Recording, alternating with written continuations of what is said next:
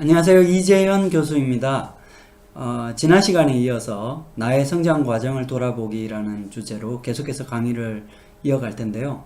이번 두 번째 시간은 나의 성격 형성 과정이라는 제목으로 강의를 하도록 하겠습니다. 네, 지난 시간에 말씀드렸던 것처럼 나무의 나이테가 형성되는 것처럼 우리들의 과거의 어린 시절의 경험들도 우리의 삶 가운데 우리의 기억 속에 새겨진다라는 얘기를 했는데요. 특별히 아주 어린 시절에 나무로 얘기하면 묘목과 같은 시절에 받은 주변의 환경으로부터 받은 영향이 참 중요하다고 말씀드렸죠. 왜냐하면 아주 큰 나무가 되었을 때는 딱딱한 외피를 가진, 그래서 주변의 환경으로부터 덜 영향을 받는 그런 어떤 이미 성숙한 모습이 되어 있는데요. 아직 묘목인 시절에는 아직 연약하고 육질이 여리기 때문에 주변의 환경들, 자연재해라든지 또 여러 가지 화재, 또 전쟁과 같은 인재로 말미암은 상흔이 나무에 남게 되고, 그것이 성장한 이후에도 비록 그냥 외적으로 봤을 때는 크게 나타나지 않는 것 같지만 사실상 이 나무가 형성되는데 그 안에서 중요한 작용을 한다라는 얘기를 드렸습니다. 이것처럼 우리 사람의 인성도 아주 어린 시절에 어떤 영향 관계 속에서, 특별히 중요한 대상인 부모와의 관계 속에서 어떤 상호작용 속에 영향을 받느냐에 따라서 그 사람의 성격에 보이지 않는 중요한 부분들이 이렇게 형성된다고 하는 것이죠. 그 과정에 대해서 오늘 한번 돌아보겠는데요. 여러분 삶의 모습들도, 여러분의 과거의 모습들도 한번 돌아보면서, 혹은 여러분이 또 전적으로 기억나지 않는 과거일 수 있습니다만 그런 모습들이 여러분의 현재 성격 형성에 어떤 영향을 끼쳤겠는지 스스로 한번 성찰해보는 그런 의미 있는 시간이 되었으면 좋겠습니다. 네. 지난 시간에는 애착 형성에 대해서 많이 말씀드렸죠. 이 애착 형성은 아주 어린 시절에, 여러분이 유아기, 영아기 시절에 부모와의 관계 속에서 어떤 애착 관계를 형성했느냐에 따라서 그것이 여러분의 뇌 속에 여러분의 본능의 뇌와 감정의 뇌, 특별히 아주 이 어린 시절에 부모와의 애착 관계 경험이 여러분이 기억하는 이성의 뇌가 아니고 무의식의 영역이라고 할 수 있는 여러분의 본능의 뇌, 뇌관과 감정뇌, 변형계 속에 자기도 모르게 이렇게 많이 기입되어 있어서 그것들이 여러분이 지금도 현재 중요한 관계 속에서 관계를 맺을 때 그 패턴이 여러분 가운데 나타난다라는 말씀을 드렸습니다. 어떻게 보면 오늘 강의는 그것과 연장선상에 있다고 말씀드릴 수 있겠습니다. 이제는 아주 어린 시절에 네 가지 아주 단순한 애착 유형을 넘어서서 여러분의 다양한 어떤 성격적인 부분들이 어떤 여러분의 성장 과정과 상관관계가 있겠는지 한번 생각해 보는 시간을 가졌으면 좋겠습니다. 기본적으로 여러분의 성격 형성의 과정을 비추어 보는 틀이 프로이트 심리 발달 단계에 대한 이론을 가지고 이렇게 한번 비춰보려고 하는데요. 여러분 많이 들어봤다시피 프로이트의 발달 단계 이론은 크게 아주 어린 시절, 유아기 시절이 중요한데요. 유아기 시절에 구강기, 학문기, 남근기 세 개의 단계로 나눕니다. 생후 18개월까지, 2살 이전까지를 구강기라고 하고요. 만 3세에 이르기까지, 그러니까 한국 나이로 하면 한 4세 정도, 2살부터 한 4살 정도까지의 사이, 그러니까 아이들의 배변 훈련이 이루어지는 시기를 학문기라고 합니다. 그리고 그 이후에, 그러니까 만 3세 이후에 한 만 6세까지, 그러니까 한국 나이로 하면 4살부터 한 7살, 그 정도 7살, 8살에 이르기까지의 단계가 남근기라고 하는 시기인데요. 이 시기는 프로이트 용어로 소위 오이디푸스 경험을 거쳐가는 그런 시기라고 하죠. 근데 여러분에게 먼저 말씀드리고 싶은 것은, 프로이트의 심리 발달 이론은 대단히 성격적으로 약간 병리적인 성향들을 많이 나타내는 그런 사람들을 대상으로 이 이론을 발달시켰습니다. 그래서 제가 오늘 이야기할 성격 유형들은 사실은 지금 현재 여러분에게 해당되는 성격이라고까지 생각하지는 않습니다. 왜냐하면 훨씬 더 병리적인 그러니까 어떤 특징이 두드러지게 나타나는 모습들을 가지고 설명을 할 테니까요. 그러나 그럼에도 불구하고 이 이론에 비춰서 여러분의 성격에 대해서 비춰보는 하나의 거울로, 하나의 참조틀로 설명을 드리려고 하는 것은, 여러분에게 이 정도로 심각한 모습들이 많이 나타나지는 않는다고 할지라도 약간은 이와 유사한 어떤 성향이 때때로 나타날 수가 있기 때문입니다. 그러면 그런 부분이 어쩌면 여러분 자신만 알고 있는 부분일 수 있죠. 그 부분이 여러분 성장 과정에 어떤 경험과 어떤 그 관계 패턴으로 말미암았다라는 것을 여러분 스스로 한번 돌아보는 그런 계기를 삼고자 말씀드리는 것입니다. 네, 그런데 이 그 프로이트의 심리성적 발달 이론을 제가 이 시간에는 단순히 프로이트 이론만 가지고 얘기하는 것이 아니라, 그것을 나중에 심리 사회 발달 단계 8단계로까지 확장시켜서 이론으로 정립했던 에릭 에릭슨의 이론과 연결시켜서 한번 얘기 드리고자 합니다. 에릭슨의 이론은 단순히 어떤 인간의 심리 발달 단계가 성욕과 어떤 쾌락 원칙으로 말미암은 것만이 아니라, 그보다 더 중요한 것이 그 초기에 그 애착 대상인 부모와의 관계에서 어떤 사랑과 애정과 신뢰가 맺어지는 인격적인 관계 패턴이 더 중요하다라는 관점에서 프로이트의 발달 단계 이론을 재해석한 이론이 말하자면 에릭슨의 심리사회 발달 단계라고 할 수 있기 때문입니다. 그래서 큰 틀로 구강기, 학문기, 남근기의 발달 단계, 그러니까 유아기의 한 7살까지의 발달 단계의 특성들을 얘기를 드리겠습니다만, 저는 오히려 에릭슨의 관점에서, 그것을 재해석한 관점에서 여러분에게 말씀드리려고 합니다. 자, 그래서 첫 번째 단계부터 한번 이렇게 진행해 보겠습니다. 네, 첫 번째 단계는 프로이트의 구강기에 해당되는 단계입니다. 태어나서부터 그 생후 1년, 2년까지의 이제 단계라고 할 수 있는데요. 여러분 생각해 보시면 이때는 아주 무력한 존재입니다. 갓 태어나서 부모가 돌보지 않으면 그냥 죽을 수밖에 없을 정도로 그렇게 연약한 존재들이죠.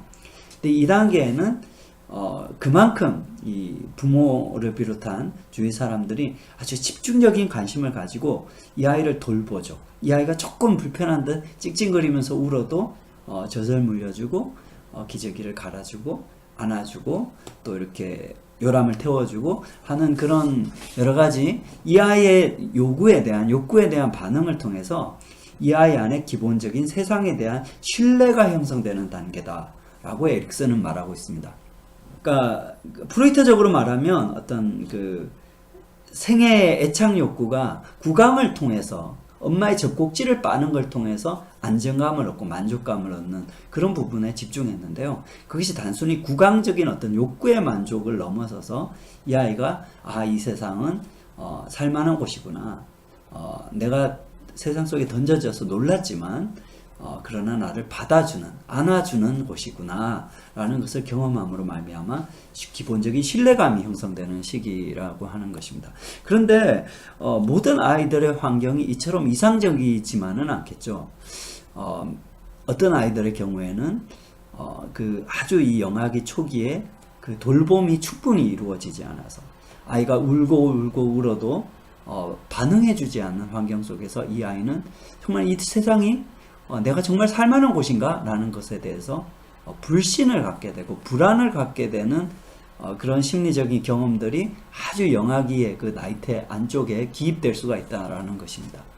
그래서 이 시기에 충분히 신뢰를 형성하지 못한 아이들은 어떻게 했습니까? 세상에 대해서 불신을 형성하게 되고, 나중에 성장한 이후에도 뭔가 친구 관계 속에서 또 취업 준비하는 과정 속에서 세상이 자기를 받아주지 않고 관심을 가져주지 않는다라고 생각했을 때 불신감과 불안감을 더 강하게 경험하는 사람 성격으로 형성될 수가 있다라는 것입니다.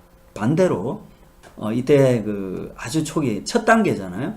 이때 충분한 주변 사람들의 관심과 돌봄으로 말미암아 이 아이가 세상에 대한 신뢰, 또 더 나아가서 세상 속에 살아가는 자기 자신에 대한 신뢰감이, 기본적인 신뢰감이 충분히 형성된 아이들은 세상에 대해서 간혹 좌절이 오더라도 희망할 수 있는 힘을 가진 아이로 자라게 된다는 것입니다. 이런 아이들이 이제 나중에 자라게 되면 간혹 좌절이 와도 대학 시험에 떨어진다든지 혹은 되게 좋아하던 여자친구로부터 거절을 당한다든지 하더라도 그것 때문에 완전히 좌절하고 자살 충동을 느끼고 이렇게 되지 않고 그래도 어떻게 잘 되겠지, 뭐 또 새로운 사람이 나타나겠지 하는 그런 어떤 긍정적인 삶에 대한 자세를 갖게 되는데, 그 힘의 근원이 말하자면 이제 나무로 얘기하면 그 뿌리의 그 심지가 아주 이 어린 시절의 경험과 연관이 되어 있다라는 것입니다.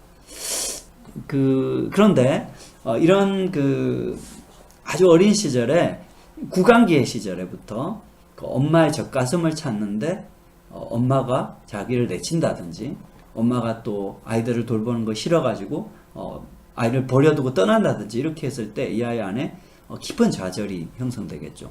이런 경험들이 자꾸 이렇게 상처가 쌓이는 것처럼 성장기에도 반복되고 어린 시절에 따돌림을 당한다든지 이렇게 했을 때 이 아이 안에는 여러 가지 심리적인 어떤 병리 현상으로까지 발전할 수 있는데요. 그 근본 속에는 어떤 버려짐에 대한 중요 대상으로부터 자기가 돌봄받지 못하는 것에 대한 불안이 있다라고 할 수 있습니다. 이런 친구들이 그 불안 때문에 어떤 친구 관계에서 누군가가 자기에게 친절을 베푼다든지 이렇게 했을 때 거기에 대해서 막 매달리고 또 집착하는 그런 형태의 아이들이 된다라고 할 수 있습니다. 여러분, 지난 시간에 했던 그 집착 유형이 생각나시죠? 바로 어떻게 보면 좀 다른 이론이지만 다른 관점에서 같은 어떤 성격 유형을 이야기하는 거라고 할 수 있습니다. 이런 유형을 의존형의 성격이다, 의존성의 성격이다 라고 말합니다. 반대로 지난 시간에 애착 이론 할 때도 오히려 중요한 대상, 부모로부터 많은 관심과 돌봄을 충분히 받지 못했기 때문에 거기에 대한 기대를 내려놓고 그냥 혼자 노는 것에 익숙해진 아이들, 이런 아이들을 회피형 유형이라고 말씀드렸잖아요. 그것에 상응하는 성격 유형이 고립형의 성격입니다. 주로 고립적인 성격들. 이게 남녀의 어떤 성적인 정형화되는 것은 옳지 않지만 많은 경우에 남자아이들이 이런 성향들을 많이 보일 때가 있습니다. 이런 아이들이 보면 이제 혼자 놀죠. 주로 뭘 하겠습니까? 스마트폰을 본다든지 게임에 빠진다든지 하는 방식으로 자기를 고립시키는 모습들을 이 성격이 어디에 유래하느냐라고 심리학자들에 의하면 아주 구강기부터 충분한 관심과 돌봄, 그 아이의 어떤 감정이나 관심에 대한 어떤 공감과 반응들을 충분히 얻지 못했을 때 그렇게 된다라는 것이죠. 또 다시 말하면 성장한 이후에도 그것이 이제 회복되고 치유될 만큼, 그것을 만회할 만큼의 어떤 그런 주변 관계 속에서의 좋은 공감적인 관계, 관심이 기울여지는 그런 관계들을 충분히 경험하지 못했기 때문에 그렇다라고 할 수 있습니다. 자, 또 한 가지 구강기 성격과 연관시켜서 여러분에게 말씀드릴 수 있는 것은 이 구강기 성격과 여러 가지 중독적인 성향의 관계성에 대해서입니다. 이 구강기에 이 손가락을 빠는 아이 같은 경우에 프로이트가 이 아이를 봤을 때는 뭐죠? 엄마의 젖꼭지가 없기 때문에 대신 어떤 그 손가락을 빠는 걸 통해 가지고 구강적인 욕구에 만족을 추구하는 아이라고 할 수 있습니다. 그러나 대상관계 이론이나 금방 말씀드린 에릭슨의 심리발달 이론의 관점에서 봤을 때는 이 아이가 단순히 어떤 구강적인 성욕 때문이 아니라 어떤 친밀한 대상의 돌봄과 관심에 대한 배고픔을 표현하는 것이라고 할 수 있죠. 어쨌든 어떤 사람의 대상이 충족되지 못했을 때 손가락이라고 하는 어떤 인격체가 아닌 어떤 사물을 가지고 대리만족을 추구하는 것처럼 그런 경향들이 성장한 이후에도 동일하게 나타날 수 있다는 것입니다. 여러분 아마 웃으셨을 거라고 생각하는데 이렇게 뭔가를 빠는 경향들, 그런 경향이 술병을 빠는 경향과 연관이 있다라는 것을 그 PPT로 여러분에게 보여드리고 싶었는데, 바로 그 성장 이후의 알코올 중독이라든지 흡연 중독이라든지 혹은 마약, 꼭 그렇게 또 물리적으로 빨거나 하는 것들이 아니더라도 여러 가지 게임 중독, 포르노 중독, 이런 것들이 어떤 이 공허한 그 관계 속에 관심과 사랑이 없음으로 말미암은 그 공허함을 채우기 위해서 다른 어떤 약물이라든지 물리적인 화학적인 대상에 의존하는 성향, 그것이 이제 습관화된 성향들을 중독 성향이라고 부를 수 있는 것입니다. 그러면 그것이 어떻게 치유될 수 있는가, 변화될 수 있는가 라고 여러분이 물으신다면, 지난 시간에도 말씀드렸던 것처럼 어린 시절의 경험은 현재의 경험으로 치유될 수 있다 라는 것이죠. 다시 말해서 내 안에 기입되어 있는 불신과 불안의 마음들은 현재의 충분한 신뢰관계와 또 그 신뢰를 통한 인간에 대한 신뢰와 소망의 관계를 경험함으로 말미암아 치유될 수 있다라는 것이죠. 우리 안에도 불안함이 있습니다. 특별히 오늘날과 같이 미래와 현실이 불확실한 그런 세상 속에서 우리는 휘청거리는 것처럼 세상 속에 불안하게 걸어가죠. 마치 여러분이 등산을 할 때 안정적이지 않는 바위를 밟고 등산을 올라가는 것처럼, 그처럼 현실에서 여러분들이 심리적으로 불안과 휘청거림을 경험할 수가 있습니다. 그때 든든하게 나의 손을 붙잡아주는 어떤 존재들, 공동체의 경험들, 더 나아가서 하나님의 경험이 있을 때 여러분의 그런 내면은 치유되어 가고 재구성되어 갈 수 있다라고 여러분에게 말씀드리고 싶습니다. 네, 그 다음에 두 번째 단계가 바로 학문기 단계입니다. 생후 18개월 이후부터 만 3세 이전까지의 그 어린아이들이 배변 훈련을 익혀가는 시기가 바로 학문기인데요. 프로이트 관점에서 봤을 때는 배설의 욕구, 그것도 일종의 학문 성욕이라고 불렀죠.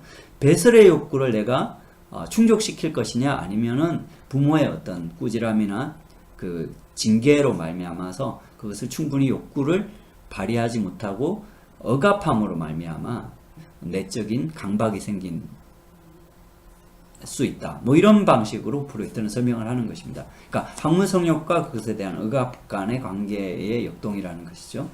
그러나 대상관계 이론이라든지 에릭슨의 심리 발달 이론에서는 이것을 아까 말씀드린 대로 관계적인 차원에서, 중요 대상과의 관계적인 차원에서 재해석하고 있는데요. 무슨 말이냐면, 아이가 이제 아직은 그 똥오줌을 잘 가리지 못할 때 너무 부모가 강하게 그 처벌을 한다든지 징계를 한다든지 그 아이에게 그 아주 그 무력할 정도로 어떤 뭐랄까요, 공포감을 맛보게 한다든지 그러면 그 아이가 어떤 느낌을 받느냐 하면, 나라는 존재는 쓸데없는 존재인 것 같아. 나는 똥과 같이 엄마가 미워하는 존재야. 내가 싼 오줌과 똥이나 오줌처럼 엄마 아빠 보기에 수치스러운 존재야. 나는 없어져야 될 존재야. 라는 그 같은 느낌을 받는다는 거죠. 그것이 안에 기입되어 있을 때 우리 안에 가장 원초적인 뿌리 깊은 나의 존재에 대한 수치심, 나의 가능성이나 내가 할 수 있는 것에 대한 의심을 갖게 되는 원인이 된다라는 것입니다. 반대로 아직은 서툴지만 아이가 처음으로 이렇게 그 변기에다가 그 변을 두고 엄마 나 똥 넣었어 이렇게 얘기할 때, 아이고 우리 딸이 이렇게 예쁘게 똥을 넣었어요, 아이 잘했어요, 이렇게 많은 격려를 받고 또 좀 못하더라도 다음번엔 이렇게 하자, 이렇게 그 많은 위로와 격려들을 경험한 아이라면 어떻겠습니까, 여러분? 좀 더 자기 존재에 대해서 자신감을 가지고 확신을 가진 그런 아이가 되겠죠. 그런 아이가 예를 들어서 학교에 갔을 때, 어린이집에 갔을 때 선생님에게 우리 은희 한번 얘기해 보세요, 얘기해 볼 사람 하면 저요 하고 이렇게 손을 드는 아이가 된다는 것입니다. 왜냐하면 자기 존재에 대해서 믿음이 있으니까, 그 확신이 있으니까. 아까 말씀드린 1단계에서 말씀드린 신뢰와 연결되죠. 그러니까 1단계 기초가 잘 놓여져 있는 아이가 이 2단계에서 좀 더 성공적인 자율성을 얻게 되겠죠. 그러니까 내가 해볼게요 라고 말하는 자율성이 형성된다는 것입니다. 다시 말해서 다른 말로 하면 뭐죠? 내가 스스로가 뭔가를 이루어 가겠다는 의지, 할 수 있다는 의지가 형성된다라는 것입니다. 다시 말씀드리지만, 그러나 이것이 이제 많은 좌절을 경험하고 이 성장 과정에서 잘 격려받지 못했을 때는 그것으로 말미암아 상처가 그 마음 가운데 기입되게 되는데, 그것들이 자꾸 반복되어서 성장 과정에서도 여러 가지 내가 할 수 있다는 것에 대한 좌절감들, 나는 역시 못난 존재야, 나라는 존재는 수치스러운 존재야, 내가 과연 세상 속에, 이렇게 힘든 세상 속에 나같이 능력 없는 존재가, 할 수 없는 존재가 잘 살아갈 수 있을까? 라는 의심을 품게 되면서 점점 더 이것이 안으로 움츠러 들어가는, 가면서 되게 병약한, 심리적으로 병약한 사람들이 될 수 있는데, 그 첫 번째 유형이 뭐냐 하면 바로 우울감입니다. 오늘날 한국 사회 우울증들이 참 많죠. 그건 뭐냐 하면 이 불확실한 사회, 그러니까 내일을 알 수 없는, 미래를 알 수 없는 그런 현실 속에서 사람들이 자기 안에 자기 자신에 대한 확신과 어떤 자율적인 의지가 발달되어 있지 않은 사람들은 자칫 그것들이 이런 현실 속에서의 좌절감이 자책과 자기 존재에 대한 어떤 우울감으로 발전할 수 있기 때문에 그렇습니다. 여러분, 그 우울증에 빠진 이 자매님의 모습이 아까 우리가 그림에 봤던 것 같은 이 어린 시절에 그 부모에게 혼나고 자기 존재를 수치스러운 아이의 모습하고 아주 많이 닮아 있다는 것을 여러분이 알 수 있습니다. 그것은 서로 그 어린 시절의 경험이 지금 성인기의 경험과 연결되어 있기 때문이라는 것이죠. 한편 좀 되게 다른 듯 하지만 사실은 이와 연결되어 있는 성격이 강박적인 성격입니다.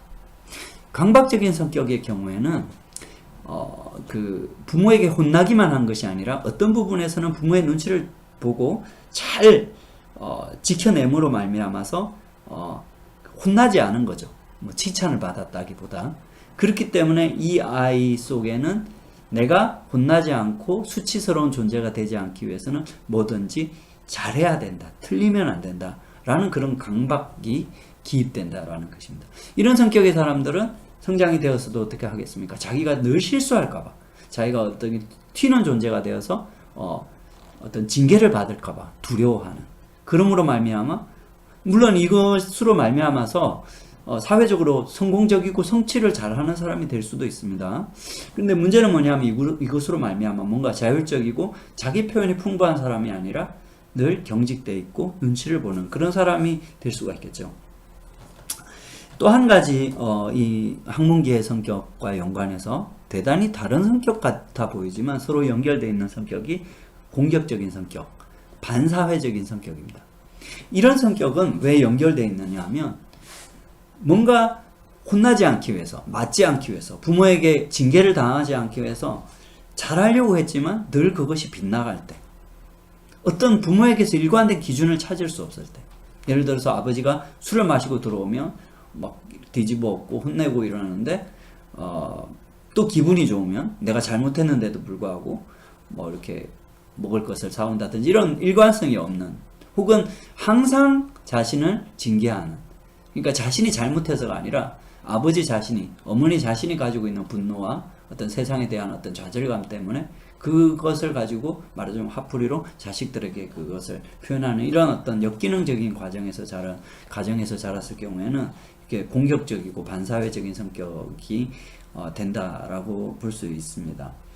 이런 성향들 안에 있는 깊은 부분은 이 통제하려고 하고 다른 사람들을 또 자기 자신을 뭔가 이렇게 압제하고 제어하려고 하는 그 근본에는 분노가 있다라고 합니다. 그건 뭐냐 하면 그 분노는 가장 깊은 곳에서 자기가 실수하거나 못하더라도 있는 모습 그대로의 자기, 어린아이 같은 자기의 모습을 그대로 받아주지 않는 부모에 대한 분노라는 것이죠. 카인이 그의 제사가 하나님께 수용받지 못했을 때 분노한 것처럼 우리의 존재 자체가 비록 못났지만, 비록 실수하지만 수용받는 경험이 충분하지 못할 때 그것은 자기 자신에 대해서 또 세상에 대한 분노를 갖게 되고 이런 것들이 우리 안에 강박 성향, 우울 성향을 만들어낸다라는 것입니다. 자, 그럼 역시 이러한 성격들을 치유하는 것은 어떤 경험일까라고 얘기했을 때 여러분 금방 말씀드렸던 것처럼 수용받지 못하고 실수하고 모자라지만 있는 모습 그대로 받아들여지고 위로받지 못했기 때문에 생겨난 그 분노가 이 그 우울과 강박의 뿌리에 있다고 했잖아요. 그러면 반대로 그것이 치유되는 길은 내가 비록 부족하고 내가 비록 취업에 실패했다고 할지라도 또 이런 어려운 현실 가운데 경쟁에서 떨어졌다고 할지라도 힘내. 넌 잘할 수 있어. 나는 네가 잘하든 못하든 취업을 하든 안 하든 나의 자랑스러운 아들이야 라고 말해주는 그런 어떤 대상의 경험들, 현재 관계의 경험들이 내 안에 있는 내면의 일그러짐들을 재구성하고 다시 펴지게 하는 그런 경험들이 될 수 있다는 것입니다. 자, 역시 이렇게 우리를 대하시는 분은 누구시죠? 바로 하나님이십니다. 우리가 세상 가운데 실패하면 실패할수록, 연약하면 연약할수록 우리 가운데 우리와 함께 하시며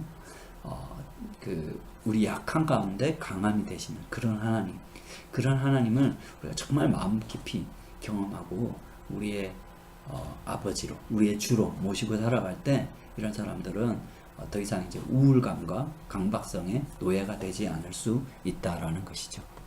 자, 그 다음에 세 번째 마지막으로 남근기입니다. 남근기는 3세 이후, 만 3세 이후부터 한 7세 정도까지 한창 장난기가 많고 또 상상력이 풍부한 그런 시기가 바로 남근기입니다. 프로이트적인 관점에서는 이때 아이에게 있는 것이 엄마를, 남자아이의 경우죠, 엄마를 자기의 여자를 취하려고 하는, 가지려고 하는 그런 욕구와 그런 욕구를 징계할지 모른다고 생각되는 아버지에 대한 두려움 사이의 어떤 갈등으로 말미암아서 형성되는 것이 소위 이제 이 오이디푸스 컴플렉스라는 것이죠. 이 오이디푸스 컴플렉스를 어떻게 이 엄마를 갖고 싶은 아이의 성욕과 아버지에 대한 두려움 사이에 그 갈등을 어떻게 잘 극복해 나가느냐에 따라서 이 남근기를, 오이디푸스기를 어떻게 잘 통과하고 성격적으로 완성된다라고 이제 프로이트는 그렇게 설명했죠.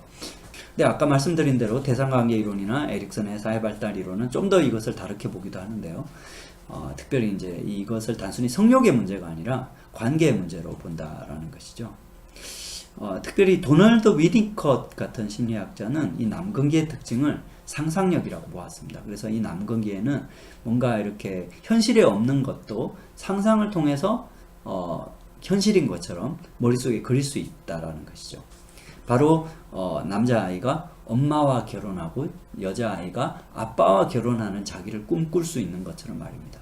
그래서 이 대상관계 이론의 관점에서 봤을 때는 남근기의 핵심은 어떤 부모에 대한 성적인 욕구가 아니라 뭔가 아빠와 결혼하는 공주, 엄마와 결혼하는 왕자로 자기를 상상함으로 말미암아 그 애정의 대상을 차지하는 그런 애정 욕구가 핵심이라는 것입니다. 근데 그것이 이제 그 상상력과 연결되어 있기 때문에 이 아이들은 뭔가 이렇게 단순히 그 엄마와의 관계, 아빠와의 관계에서 뿐만 아니라 세상 속에서도 자기가 엄청난 존재가 될 수 있을 것 같은 뭔가 하늘을 날 수 있을 것 같은 그런 어떤 상상들을 하면서 그것을 한번 시도해보는, 침대에서 뛰어내린다든지 자전거를 타고 달려본다든지 이런 어떤 주도적인 행동들, 적극적인 행동들을 띠게 된다라는 것을 에릭슨은 강조했습니다. 그런데 이러한 어떤 아이의 창의성, 주도성, 모험성 같은 것이 격려되지 못하고 또 징계받고 이렇게 했을 때는 이 아이 가운데 제의식 혹은 두려움이 많이 형성된다라는 것이죠. 위축되는 것이죠. 쉽게 말씀드려서 많이 위축된 아이가 되고 뭔가 이렇게 창의적으로 자기의 목적을 가지고 살아가지 못하는 아이가 된다라는 것입니다. 반대로 이런 주도성이 많이 격려받고 이런 자발성에 대해서 이 아이의 상상력에 대해서 어떤 꾸지람을 하거나 그건 말도 안 돼 라고 자제시키는 것이 아니라 그런 생각도 했어요 라고 이렇게 많이 격려받는 모습이 될 때 이 아이가 자라나서도 저는 과학자가 돼 볼 거예요, 저는 우주를 날아가는 비행사가 될 거예요 라고 그들이 가진 그 상상력을 현실에 맞춰가면서 어떤 삶의 목적과 지향성을 가진 아이로 성장한다라는 것이 이제 심리학의 이론입니다. 그런데 이런 어떤 남근기 시절에 다시 돌아와서요, 이 어린 시절에 엄마에 대한 애정 욕구, 엄마의 애정을 차지하고 싶은 욕구, 아빠의 애정을 차지하고 싶은 욕구, 이런 욕구들이 많이 좌절되고 위축되게 됐을 때 나타나는 심리적인 문제들 어떤 것들이 있을까요? 첫 번째로 대리 남편 아내가 되는 것 같은 모습들이 이때부터 이미 나타날 수가 있습니다. 그 말이 무슨 말이냐면 이 오이디푸스 시기라는 것은 삼각관계의 시기죠. 단순히 엄마와 아들만의 관계가 아니라 엄마와 아들과 아빠와의 관계라는 것이죠. 그런데 예를 들어서 이 가정이 역기능적인 구조를 가지고 있어서 엄마와 아빠 사이가 너무 갈등이 많아요. 그래서 엄마가 아빠에게서 충족받을 수 있는 어떤 그 애정 욕구가 엄마에게서 충족되지 않을 때 엄마는 아들에게서 말하자면 무의식적으로 남편으로부터 받는 사랑을 요구할 수 있게 되는 것이죠. 그렇게 됐을 때 이 아이는 자기가 가진 욕구를 엄마에게 표현한다기보다도 엄마의 사랑을 차지하기 위해서 엄마가 원하는 남자가 되려고 하는 그런 모습으로 이 역동이 나타날 수 있다는 것입니다. 근데 그렇게 되면 문제가 뭐겠습니까? 이 어린아이가 엄마의 남편이 아니잖아요. 그런데도 불구하고 실제 자기가 아닌 자기가 되려고 하는 모습들을 갖게 됨으로 말미암아 소위 말하는 거짓 자기의 형성이 문제가 된다라는 것입니다. 마릴린 먼로의 사진인데요. 어쩌면 제가 뭐 이분의 과거사에 대해서 정확하게 알지 못합니다만 이분 안에서도 그런 모습이 있었을 수 있지 않을까라는 생각이 듭니다. 이분이 여러분 아시다시피 그 음독 자살을 했죠. 아주 전성기 시절에요. 왜 그런 자살을 했을까라고 생각했을 때 아마도 어쩌면 자기가 유명해지고 많은 사람들의 사랑을 받을 때 자기 안에 어떤 소외, 자기의 이중성에 대한 직면을 하지 않았을까. 그 말이 무슨 말이냐면 사람들의 사랑을 받지만 그 사랑받는 자기는 진짜 자기가 아니라 사람들의 사랑을 받기 위해서 만들어낸 자기라는 것이죠. 진짜 자기는 사실은 그 이면에 있는 자기, 지친 자기, 외로운 자기, 어떤 성적인 관심이 아니라 인간으로서 관심받고 싶은 자기가 있었을 수 있다는 거죠. 아마도 어쩌면 이분을 자살로까지 몰고 간 그 경험이 바로 그런 자기의 소외감이었을 수도 있다라는 생각이 듭니다. 뭐 이렇게까지 심각한 정도는 아니지만 우리 안에도 실제 자기로 살아가지 못하는 어느 정도의 약간의 페르소나라고 거짓된 모습으로 살아가는 모습들이 있을 수 있습니다. 근데 어쩌면 그 뿌리가 아주 어린 시절부터 엄마의 그 공허감을 채워주기 위해서 아빠의 어떤 엄마로부터 받지 못하는 위로를 채워주기 위해서 내가 아빠의 여자가 됐던 그런 과거의 경험과 이것들이 연결되어 있을 수도 있다는 것이죠. 다시 말해서 그냥 아빠의 딸로서 그냥 나로서 살아가지 못하고 누군가에게 맞춰가지고 살아가는 나의 모습의 경험들이 이것과 연결되어 있다는 것입니다. 이것과 덧붙여서 한 가지 더 이제 말씀드릴 수 있는 성격적인 특징이 뭐냐 하면 실제 자기가 아니라 꾸민 자기에 대해서 인정받고 사랑받고 했던 사람들은 실제 자기가 아닌 자기의 상을 가지고 그 상으로 살아가는 모습들을 살아가는데 이런 모습들이 실제보다 훨씬 더 과장되어 있는 훨씬 더 내가 멋있거나 잘생기거나 대단한 능력을 가진 사람이라고 생각하는 그런 어떤 부풀린 자기로서 살아가는 성향과도 연결될 수 있다는 것입니다. 이런 성격을 자기애적인 성격이라고 하죠. 이런 성격이 형성되는 그 원인에는 진짜 자기의 있는 모습 그대를 비춰주는 대상, 이런 대상을 코엇은 거울 대상이라고 했는데요. 거울처럼 그 사람의 진짜 모습을 비춰주는 대상이 없었기 때문이라고 합니다. 이라고 말할 수 있습니다. 자, 아까 이제 그래서 진짜 자기의 모습으로 살아가지 못하는 자기애적 성격에 대해서 얘기 드렸는데요. 비유적으로 말씀드리자면 실제 내 모습은 아직도 깎이지 못한 상처가 많은 그런 돌멩이 같은 모습인데 사람들과의 관계에서는 여기 바깥쪽에 외곽의 계란과 같은 어떤 상상적인 자기의 모습을 만들어서 살아간다라는 것이죠. 그러니까 예를 들어서 실제로는 되게 자신감이 없고 열등감도 많고 상처도 많은데 SNS에 보여주는 자기, 또 교회 가서 보여주는 자기는 대단히 신앙적이고 모범적인 모습이라든지 혹은 SNS에 보여주는 모습은 대단히 행복하고 즐겁게 사는 모습이라든지 이런 것들을 이렇게 사람들에게 보여주기 위한 자기로서 살아가는 모습들이 있을 수 있습니다. 근데 사실은 이렇게 했을 경우에 이게 문제죠. 왜냐하면 사람이라는 건 이 울퉁불퉁한 모습들을 다 가지고 있잖아요. 근데 그런 모습들이 관계 속에서 부딪히고 하면서 스스로 힘들기도 하고 또 다른 사람에게 본의 아니게 상처를 주기도 하면서 이렇게 서로 마모되어서 이렇게 둥근 돌처럼 원만해져 가는 그 과정을 겪어야지 이것이 이제 성격의 발달이라고 하는 것입니다. 정말 원만한 성격이라는 것은 이렇게 서로 깎이고 다듬어져 가는 과정에서 이루어지는 것이 진짜 성격인 것이죠. 그러나 자기를 달걀 같은 외곽으로 늘 감싸고 있고 이것이 이제 어떤 부딪힘이 일어나면 어떤 그 움츠러들어서 그 교회를 떠나거나 SNS에서 퇴장하거나 하는 방식으로 그 위드로우라고 그러죠. 철수하는 방식으로 이렇게 반응을 하게 되면 그런 성숙의 기회를 못 갖게 되는 것이죠.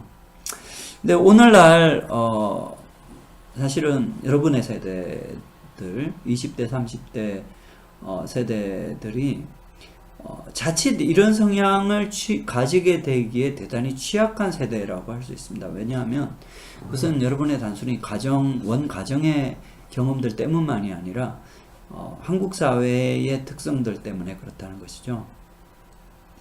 첫 번째로 여러분 20대 30대 세대들 같은 경우에는 90년대 후반 이후 출생한 세대, 그러니까 한국의 그 출생률이 가임 여성 한 명당 한 명 이하로 떨어지기 시작하던 시기에 태어나신 분들이라는 것이죠. 그 얘기는 무슨 뜻이냐 하면 여러분의 형제 자매가 별로 없는, 하나 있거나 없는 정도가 평균적인 그런 가정에서 자라나게 되면 어려움이 뭐겠습니까?